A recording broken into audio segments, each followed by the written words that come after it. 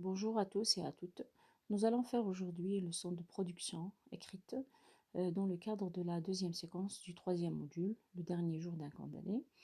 Il s'agit de la rédaction d'un texte descriptif.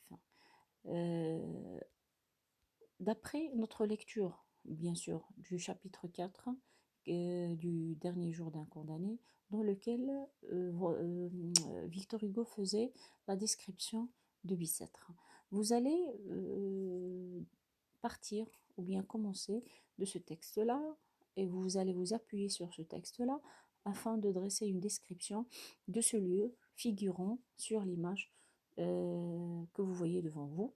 Il s'agit d'une image d'une maison. Vous voyez, c'est une ancienne maison, une vieille maison qui se trouve dans la nature, dans laquelle vous trouvez bien sûr des arbres, un grand arbre, un petit arbre. Et vous avez bien sûr en arrière-plan le ciel et de l'herbe. Alors, pour faire cette description, pour dresser cette description, on a besoin de noms de lieux, on a besoin de connecteurs de lieux et bien sûr de d'adjectifs. Alors pour bien faire cette production écrite, je vous ai proposé un ensemble de vocabulaire qui pourrait vous être utile dans votre rédaction.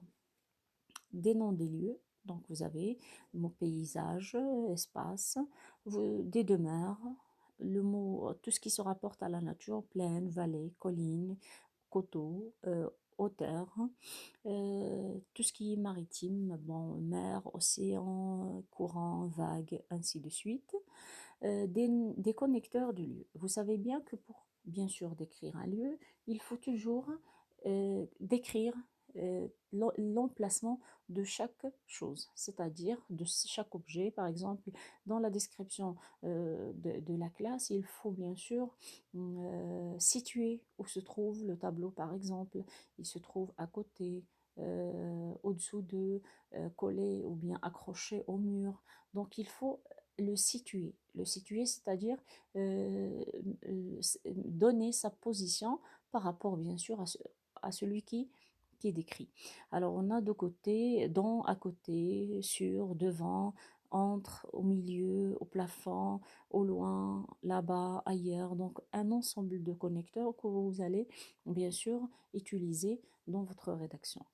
Bien sûr, je vous ai choisi un ensemble d'adjectifs dont vous pourrez ou bien dont vous pourrez avoir besoin, un ensemble d'adjectifs, que ce soit des adjectifs valorisants ou dévalorisants, parce que cela dépend de votre description. Concernant le sujet, je ne vous ai pas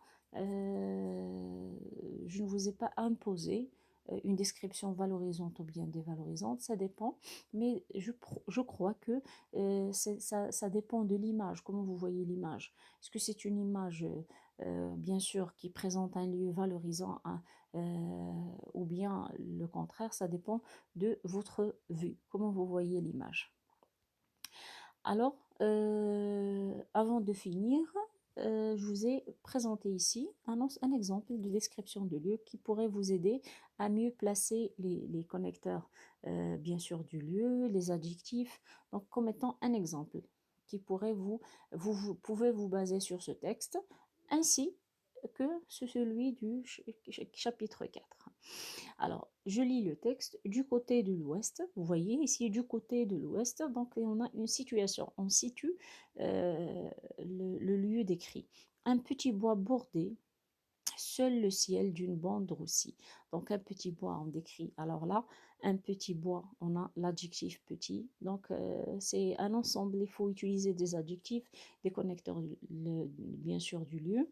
Au milieu, donc là, on a encore situé une route. Donc on a situé la route. Où est-ce qu'elle se trouve? Au milieu. La route du château d'Ain à Orléans. D'une blancheur de craie. Donc là, c'est d'une blancheur de craie. Alors on caractérise, bon, c'est la couleur de cette route. S'en aller toute droite pendant 4 lieues, déroulant le défilé géométrique des poteaux du télégramme. Rien d'autre que 3 ou 4 moulins de bois. Même 3 et 4, vous savez bien que ce sont des adjectifs qui servent à dénombrer et aussi à décrire. Sur leurs pieds de charpente, les ailes immobiles. Des villages faisaient des îlots de pierre. Un clocher, au loin, émergeait d'un pli de terrain, sans qu'on vît l'église, dans les molles ondulations de cette terre du blé. Donc, c'est un texte d'Émile Zola. La terre, c'est le premier chapitre. Alors, quand on lit cette description, on commence à imaginer cette image-là. Alors, c'est là, c'est ce qui donne une bonne description. Une bonne description permet de bien imaginer ce lieu-là, c'est de dresser une image dans notre imaginaire. On a même l'impression de voir ce lieu qui est décrit. Donc, qu'est-ce qu'une bonne description? Une bonne description doit permettre au lecteur de voir ce que l'on décrit.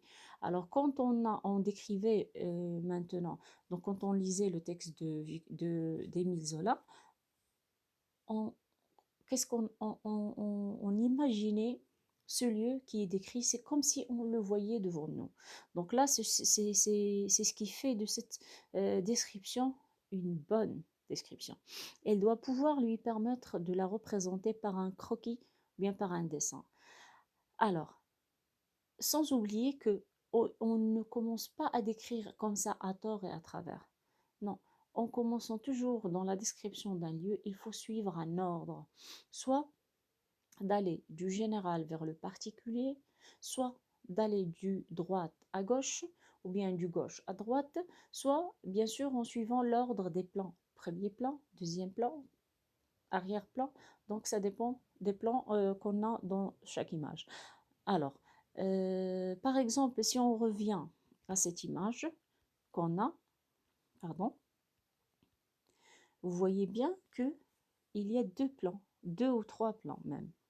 Sur le premier plan, on a le grand arbre. Après, c'est la maison et vers l'arrière-plan, vous pouvez voir bien sûr le ciel. Donc il faut suivre cet ordre-là, soit d'aller du premier plan vers le dernier, et c'est la bonne description, ou bien ça dépend de votre choix. Et comme on a vu dans le texte, bien le chapitre 4 de Victor Hugo, il suivait un ordre du général vers le particulier. Il a commencé par la description de Bicêtre pour arriver enfin des incarcérés ou bien aux figures des incarcérés qui se trouvent, qu'on voyait à travers les fenêtres. Alors, d'où l'importance d'ordonner les détails. Il faut donner des détails, mais en ordre, de ne pas les placer au hasard. Quand on commence à placer les détails au hasard, on ne parvient pas à avoir une bonne description. D'un plan à l'autre, lorsqu'on découvre le paysage, la scène, de plus proche au plus loin. Donc, c'est-à-dire, on commence du plus proche pour arriver au plus loin, pour donner cet ordre-là. Commencez par le premier plan, par exemple, ce que vous voyez directement, alors, soi-disant, une petite maison.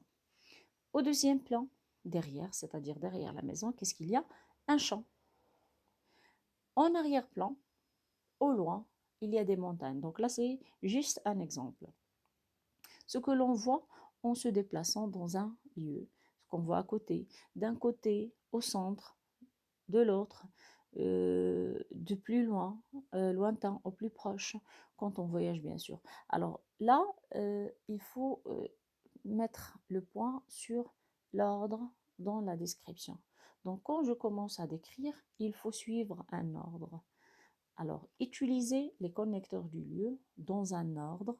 Par exemple, si je veux décrire la classe, la salle de classe, je vais la décrire par rapport à ma position en suivant un ordre.